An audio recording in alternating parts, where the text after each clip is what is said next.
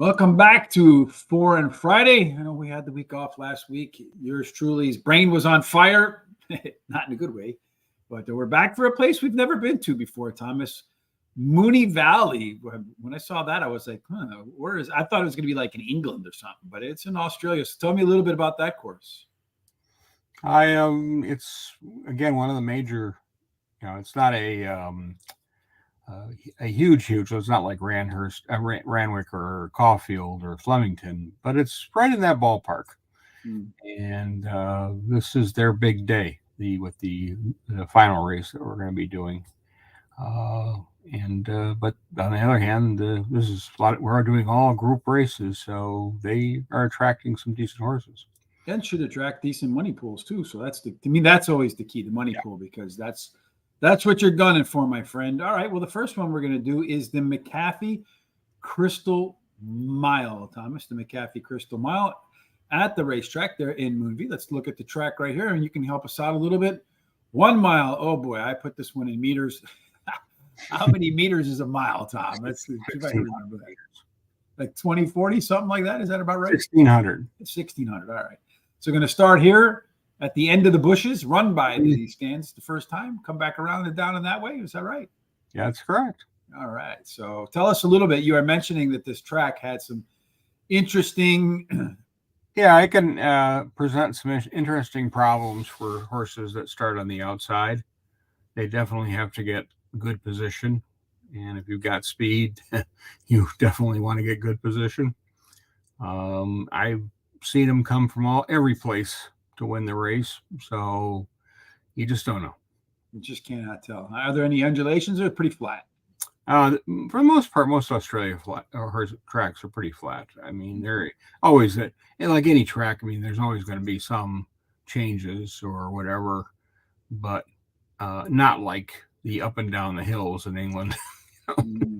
So if a horse gets tired, they're allowed to cut it off right here, right? Just come back around. That's for the 1,200 meter races.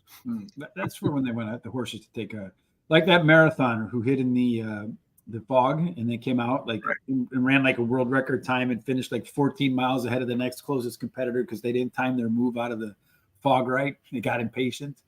All right, let's talk about race number 5, Thomas. Before we do that, let's take a look at the speed maps here, my friend.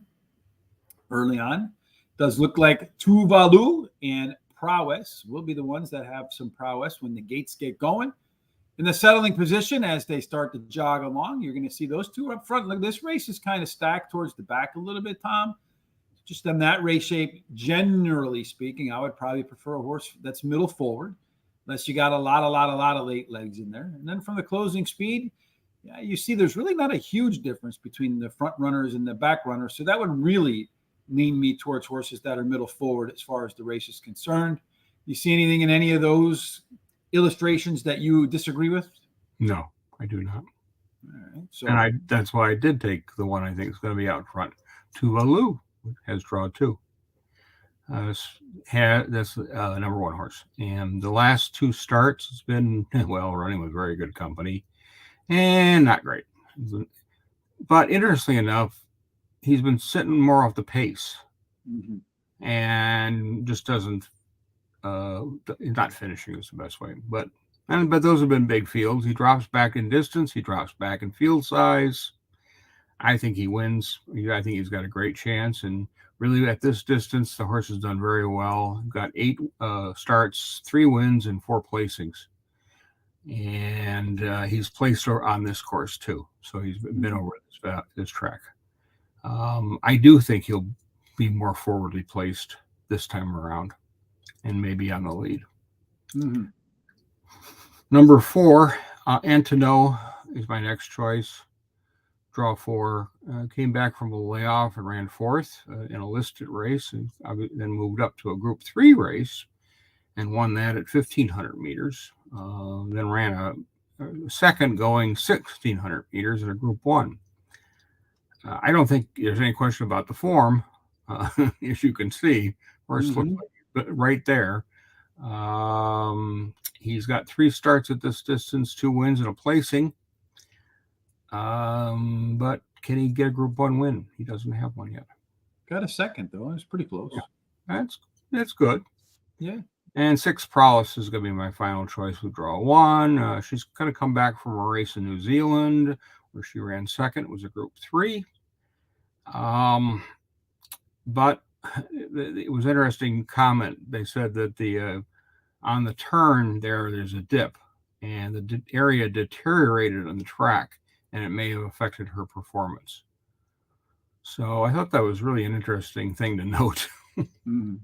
There won't be any of that today because we forgot to mention that the track is good. And the weather there is sunny and warm. Yeah, it's good. Looks like the weather's nice. But this is a Group 1 winner. Again, another one at this distance, done well. 3 starts, 2 wins, and a placing. And yeah, I wouldn't be surprised if she was to sneak up there and win this race. Certainly gets a little better trip, it sounds like, this time around. As for me, I feel like am I like delayed on the screen there, Tom? Do you? It kind of looks like to me on the screen. No. I like the 6 horse, the one you ended with. I'm going to start with Prowess. Has run at the Group 1 level 3 times, has a couple of wins in there. And in the third, got to like that. The horse has also been on a good track 6 times. 4 wins, 2 seconds. And the horse likely in its third start after a layoff has a chance to improve. I like the 4 horse like you as my next pick. I think I just went in backwards order from you. The 4 horse, this one has raced 14 times, Thomas. It says here it's raced 11 times, 9 times. Well, I got 14 where I was looking at. But anyway, it's won 9 of 12 in this particular case. Looks like this horse does its best work when it's making its first or second start after the layoff. This one is the 4th one up, so maybe kind of gets a little bit longing for some time off. And then finally, I went with the 1 horse. We did go in exact opposite order in there, Tom.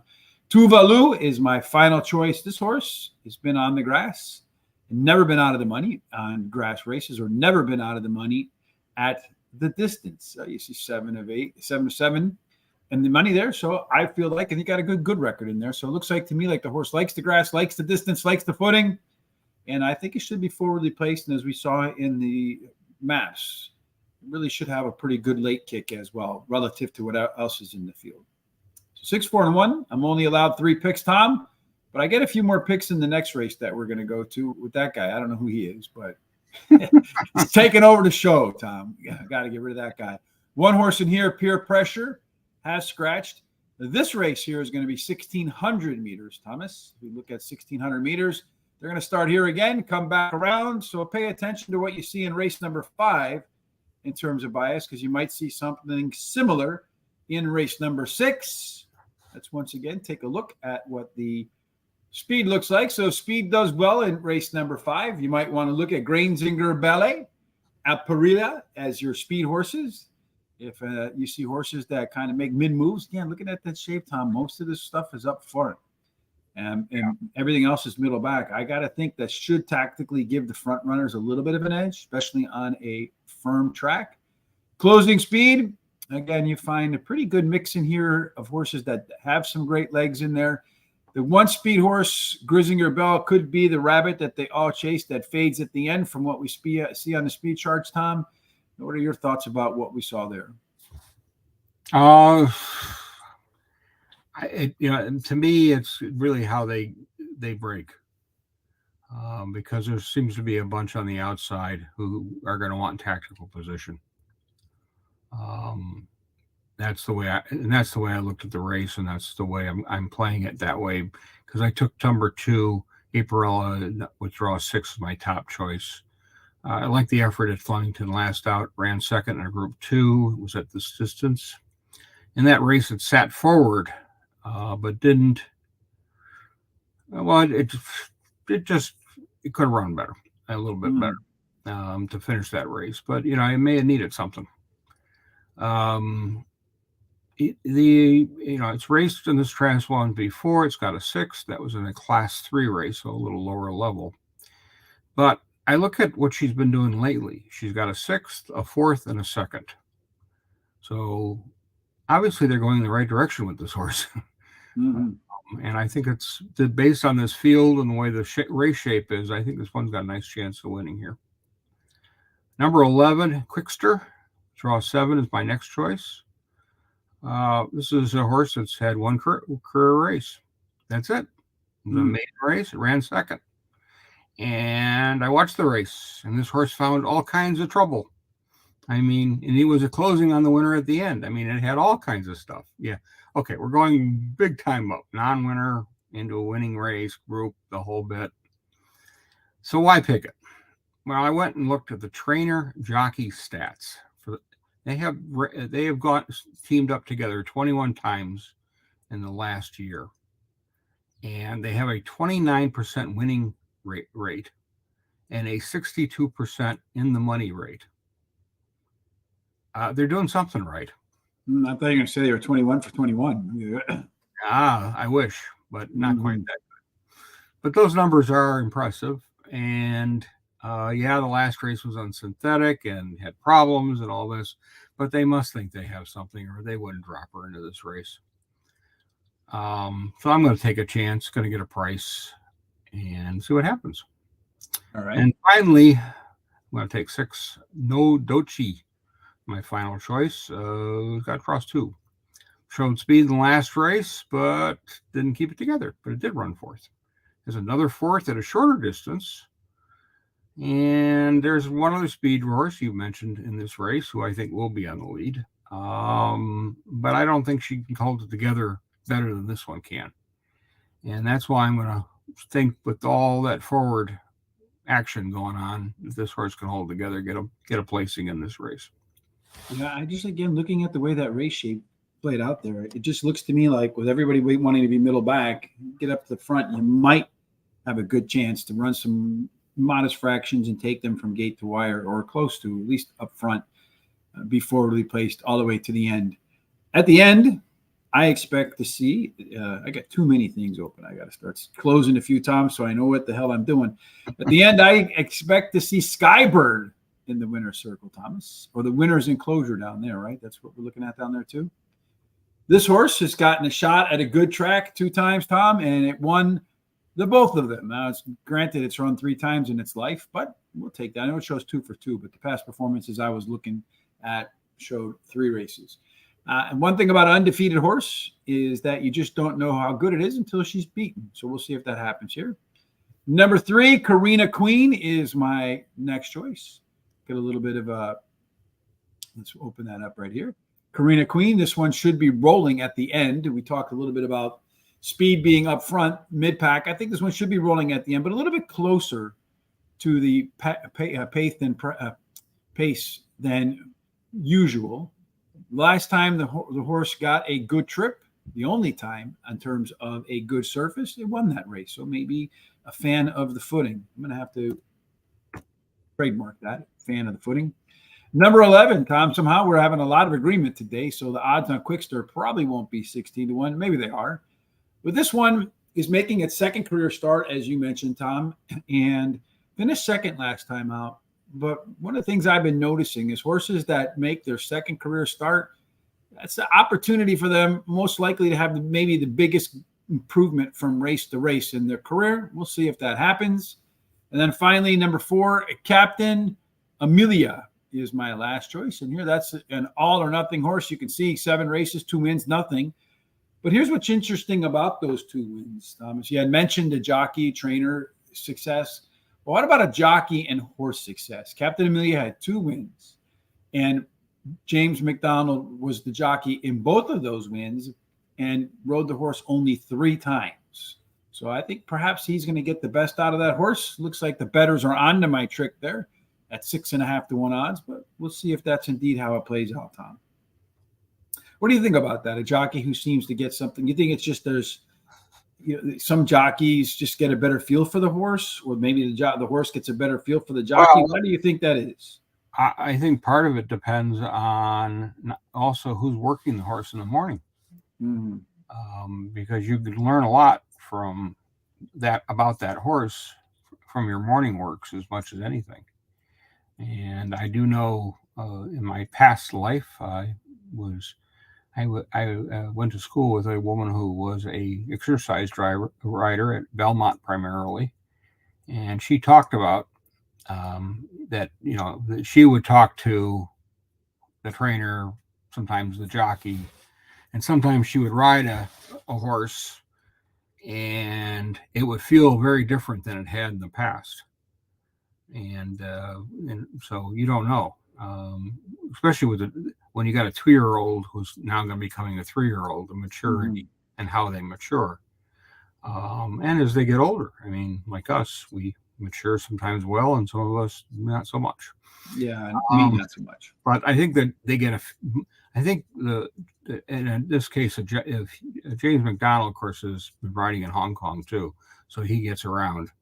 But if he's been ever worked this horse, he probably's got a better feel for how that horse runs and what he can do with the horse. So, that we don't know because they don't release that kind of information. But it gives you some insight if they do our training in the morning. And I do remember talking to Jose Ortiz, who talked about warm-ups. And he kind of intimated sort of some of the same things because, when he gets turned loose before a race, he's getting a feel for the horse. And especially if he hasn't been on it before, let's face it, if you're just sitting alongside the pony that's taking you out, you're only going to get so much out of that. But if he's never been on that horse and it gets turned loose for a little workout, you do have to think he's getting a little better idea with how that horse is going to perform today. Yeah, and sometimes I think too, trainers, they kind of have a sense of who rode their horses right, and when they feel like their horse is ready to go, they'll reach back out to that jockey. All right, let's talk about race number 7, Tom. Next, as we had a little detour there, the Drummond Golf Vase, as they might say in England. The Drummond, we're in the right race here. What is it? The golf? The Drummond, I've got gold Vase.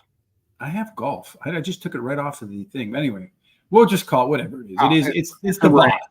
It's race number 7.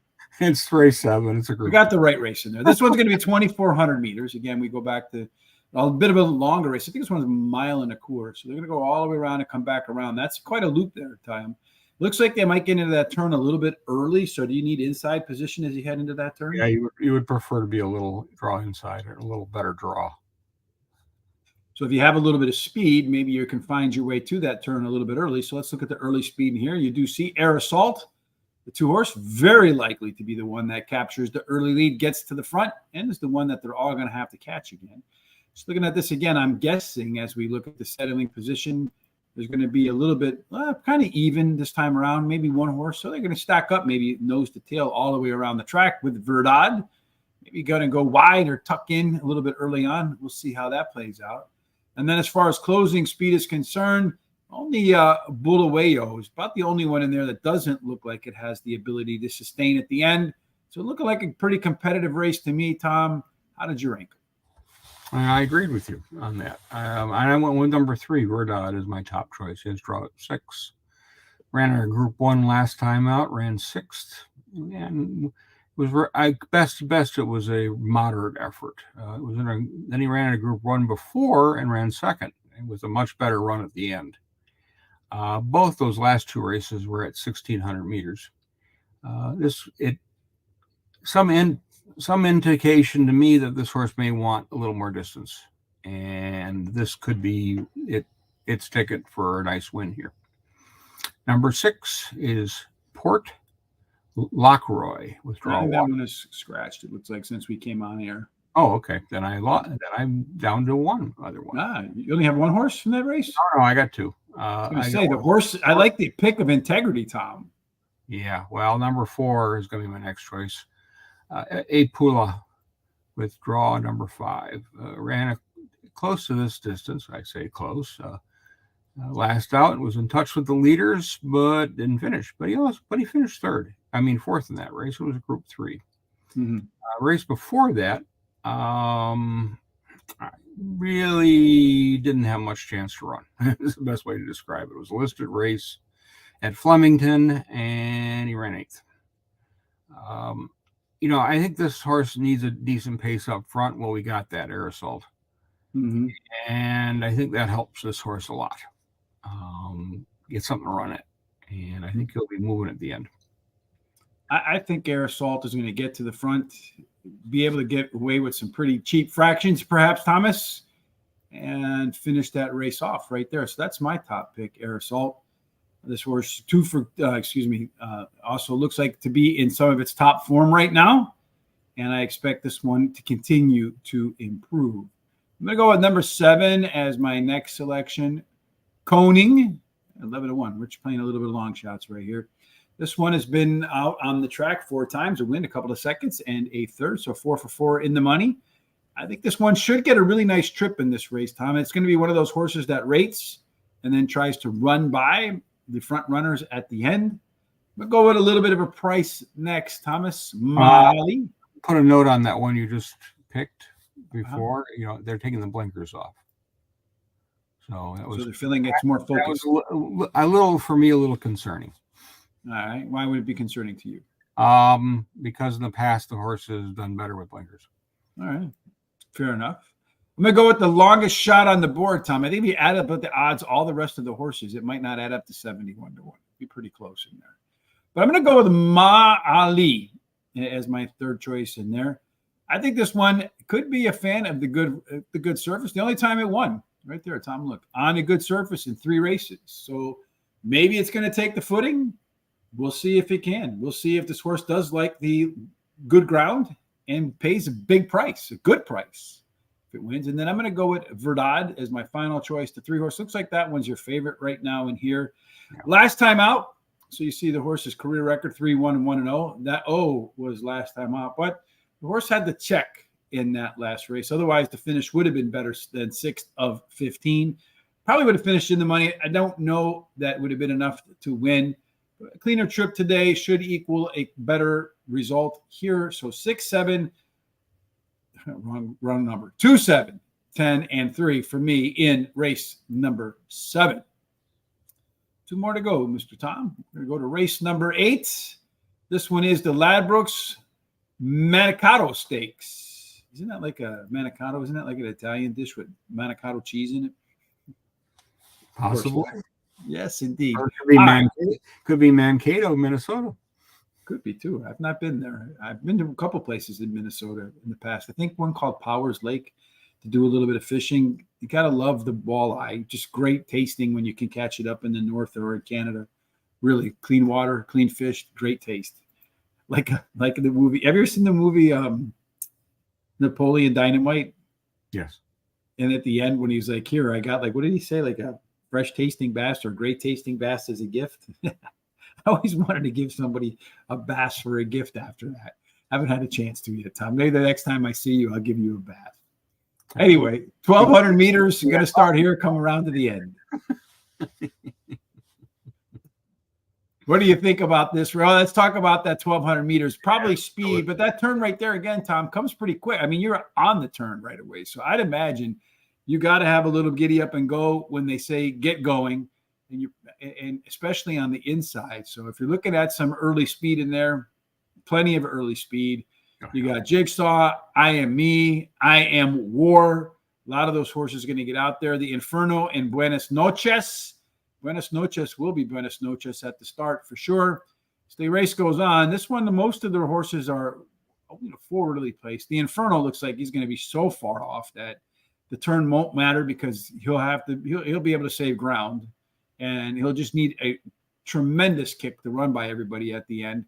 Does look like it has the advantage there, Tom, although I would suspect that it might not be a big enough advantage because he could lose a lot of ground on that turn. How do you see this race playing out? I'm going to take the prohibitive favorite, which will be number 6, Imperial Teresa. Draws 4. Winner the last 3 in a row in Group 1 and Group 2 races at 1,000 meters and 1,200 meters.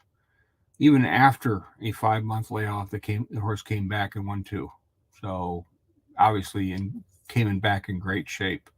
He's won on this course. He's got a record at this distance of 7 starts, 5 wins, and 2 placings.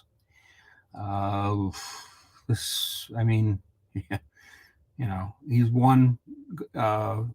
He's third up this week. This time around, he's won 4 times, going third. Pretty good horse. He wins a lot. Yeah. Mhm. Next choice will be 3, Uncommon James with draw 2. He traveled well last time out, but he was 3 lengths behind the winner. He got second. And he came back off a layoff and ran third the first race and then a second. So he's been right there. One of those thirds were against Top Choice. So he will require a big effort to beat that one. But I think he can beat the rest of them. Mm-hmm. And finally, I will take number 2, Buenos Noches, draw 5. To say he had a troubled trip in the Everest would be kind. It was a mess. He ran 8th. So I'm going to toss it. Before that, he ran some strong races. He ran with Group 2, 1100 meter, ran third. He won his first start of the season in Group 3 at Ranwick at 1200 meters. I just think he's got a nice turn of foot, and he's going to, at the end, and he's going to pick up the pieces and get a placing. Yeah, I think that, that horse is going to be, like we saw, pretty far back. So if anything, he's going to have everybody burn up front to really, I think, be able to run him down. But I like in this race the 6-horse 2. It's kind of hard to argue with its record, Tom. It looks like the 6-5 right about now, 7-5 in between those. I think if you get that, honestly, it's probably pretty fair. Been in a Group 1 10 times, won 6 of them. But here's the really crazy stat, Tom. Look at his record on the good surface. 11 times out. Horse has 10 wins in a second. Going to get the footing he likes at a distance he likes. We're going to be really hard to beat. And I think if you get 7-5, I still think that's probably good value. Number 7, I Am Me. Of course, that is who I am. That's my pick list. At the distance, 6 times, 4 wins, so all or nothing in there. And it does look to me like his favorite surface here is good. 12 times out, has 8 wins. Any other surface, 4 times out, just 1 win, and that was on a soft. So he's going to get the footing he likes, going to get a distance he likes. The only thing, it's all or nothing. So maybe that one's the one that can upset the 6-horse. I also have Uncommon James as my next pick in there, my 3rd pick at the Group 1 level, 3 times out, win, place, and show. So he can handle the competition. There's no question about that. And yet another one that finds the good footing to be to his pleasure. 8 times out, in the money, 7 of those with 4 wins. And then a horse that's making its 3rd start after a layoff, never out of the money, a couple of wins and a second. So the horse that should be fit and ready to go here, Tom. Finally, the 4-horse for me is the final pick. I don't know if I get 4 picks in 7 fields, but I do today. Jigsaw is the final pick. I have to go real quick. Sorry. All right. You got right back. All right. So Jigsaw should show more in race number 2. 4 times out off the bench with a second and a couple of wins and a couple of thirds. So while Tom takes care of what he needs to take care of, we'll go ahead and move forward to race number 9, which is the big race of the day. That is the Ladbrokes Cox Plate. That's the one that they're coming to the track to see. That one is going to be 2040 meters. So 20.40 meters, going to start right here. They're going to come around the track and then back around to make that finish at the line there. So more than one loop around the track. And again, Tom mentioned that you do want to get some good position before you head into the turn right there. So make sure your horse has a little bit of early pace, perhaps. So these can get tactically positioned as they come out of that beginning. If we look at the speed maps early on, Zaki and Alligator Blood, those 2 stand out from the rest of the crew in here. So I wouldn't be surprised to see those 2 set the tone as the race goes on, at least early. Again, look at this race, really slanted towards the middle back. Another one where I would think that if you have a little bit of tactical speed, you're sitting right in here, right off the pace setters, you probably have a pretty good shot to put in a good performance. So coming down the stretch, really not a lot of loss for Alligator Blood or Zaki, the 2 front runners. So I'd expect that those 2 should be in the mix from beginning to end. The question is, if any of them have enough late legs or stamina at the end of the race to finish it off. Tom, for the last time at the big race of the day there, what do you see happening?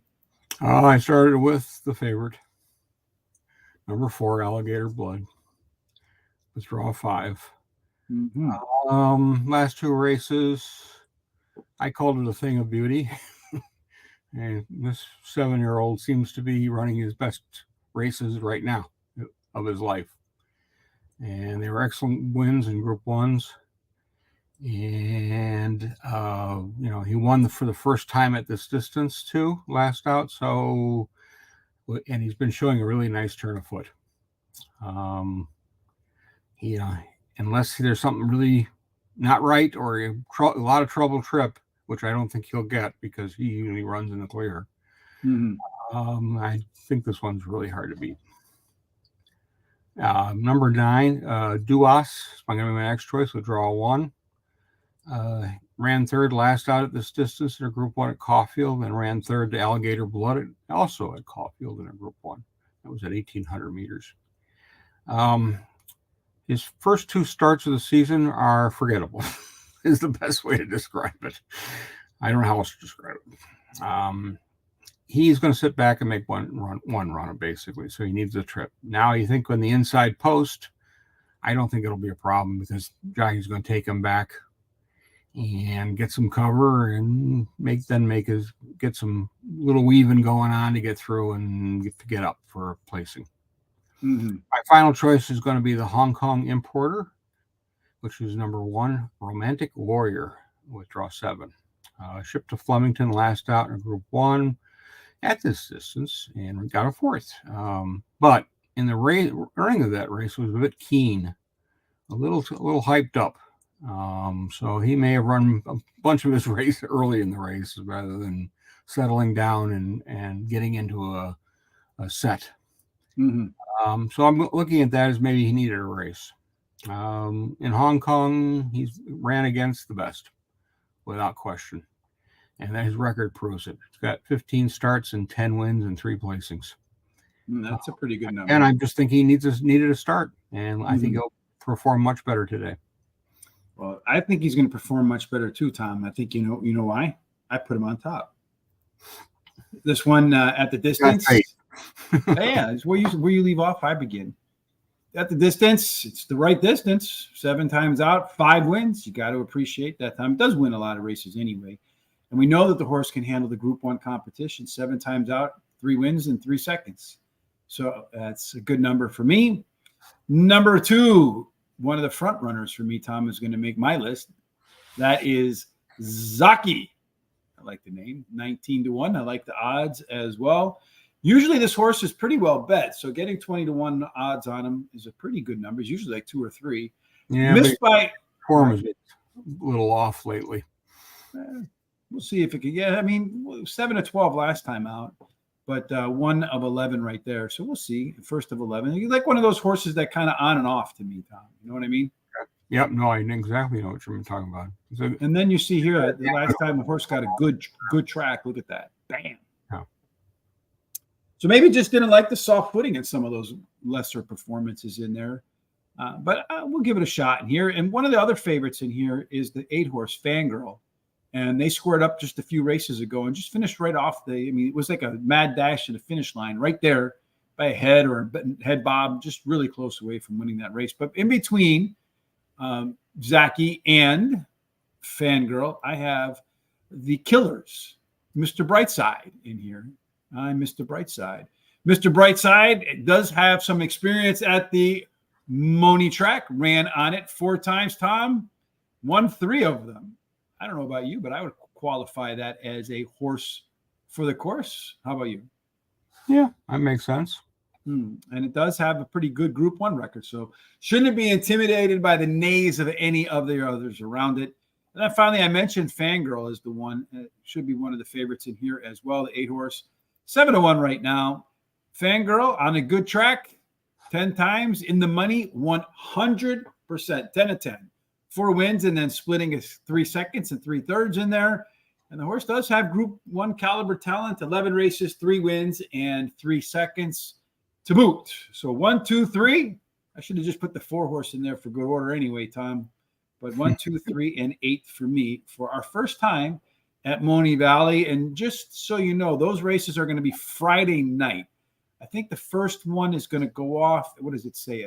Let's look right back here again. Race number 5, 22:30. So that's going to be 10:30 p.m. Eastern if I do my 24-hour clock correctly. So the first one, and then 1:10 p.m. Eastern, 1:10 a.m. Eastern for the final one.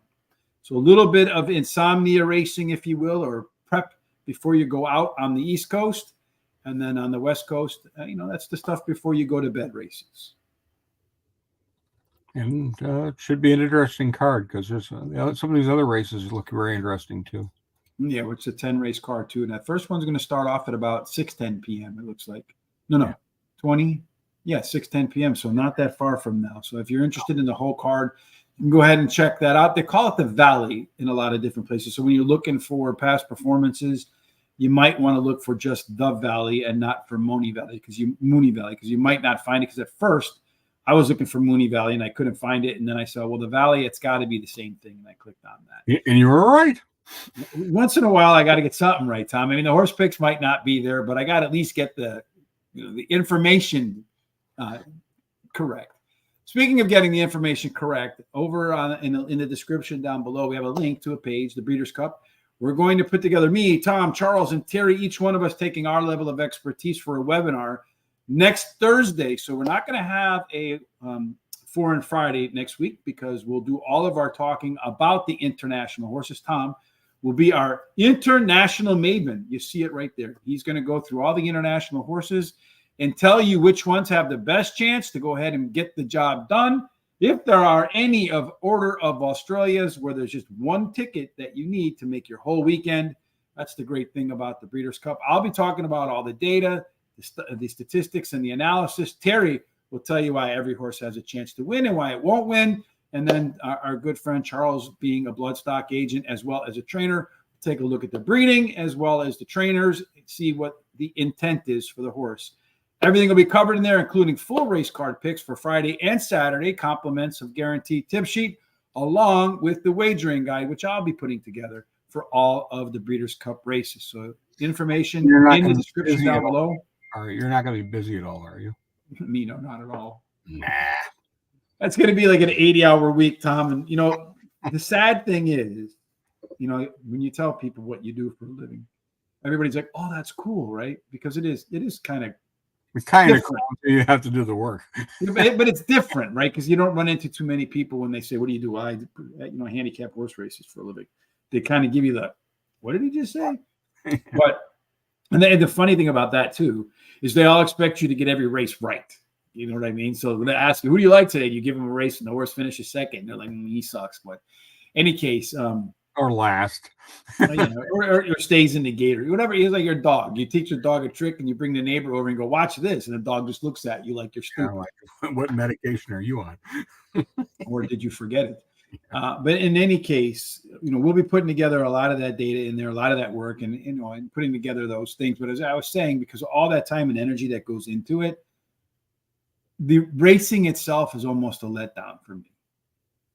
Even if I get everything right, because you've put so much time and intensity into it, it's sort of like I equate it to going on a roller coaster. Like you get in that line, you stand in the line at Great America, your favorite amusement park, you're in line for an hour, you finally get on the roller coaster, it's whoop, whoop, whoop, and then you're pulling back in again, right? It's just the thought of it is actually sometimes more compelling than the actual event. Very dizzying. It can be that too. So a lot of times, like when the races are going on for those things, I've done the work, but I'm not really watching them. I've made my bets. I'm like on a golf course. I'm doing something completely different from horse racing at that point because I need a mental break. Yeah, so that's our schedule. It can feel like you got a big shovel and the truck backs up with a ton of bricks in it. Yeah, remind me of my days when I was younger in college, and I worked at a place called Penn Estates, and it was like a place the New Yorkers and Philadelphians and some locals lived at, and they had their second house there and had a pool and a lake and all that kind of stuff, and it was self-contained with its own sewer system and its own roads, so we had to maintain our own roads. And being young and physical, and when it was time to blacktop the roads in August, guess who did all the hard labor? So when you bring up that shovel behind a truck, I know exactly how that feels. So you're right about that. Mentally, the same thing. All right. Again, the link for that is down in the description below. Make sure you click on that. I'll give you all the details when you can join us next Thursday, 7 p.m. Eastern. And then, of course, if you have any questions, reach out to us. Always here. Terry and I will be back Monday for Parks, Tuesday for Parks, Charles and I, Wednesday and Thursday for Keeneland. No, Keeneland's close. So probably done. Yeah, Churchill and something else next week. And This then, weekend, they're done. And then, of course, we're going to get to work on the Breeders' Cup. So check all that out. And we can't forget there's another big race, too, right after. Oh, yes, the Melbourne Cup. Melbourne Cup.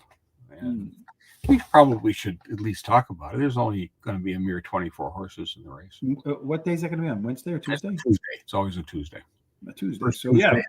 First Tuesday of November. So that'll be Monday. We want to talk about that then, right? All right. So Tom will join us on Monday then. I locked him in. He'll give us all of his Melbourne Cup picks on Monday when Terry and I go ahead and do Parks as well. Yeah, Parks and Melbourne Cup. Which would you rather have? Slightly different money. A little bit, yes. And field size too, probably. Probably 25 horses is probably equivalent of 3 or 4 fields at Parks, but they get good fields at Parks, to give them credit. Oh, they do okay. They do pretty well considering. I mean, they usually have 10 races, and they're at least 6 horses. Right now they're on the catbird seat because there isn't much operating. I mean, either you can go up to the upper level, which is Aqueduct, and everybody else is starting to shut down. The winter is coming. And national. Unfortunately, I hate the winter, at least up here in the north. All right, Tom, any final thoughts before you and I get out of here?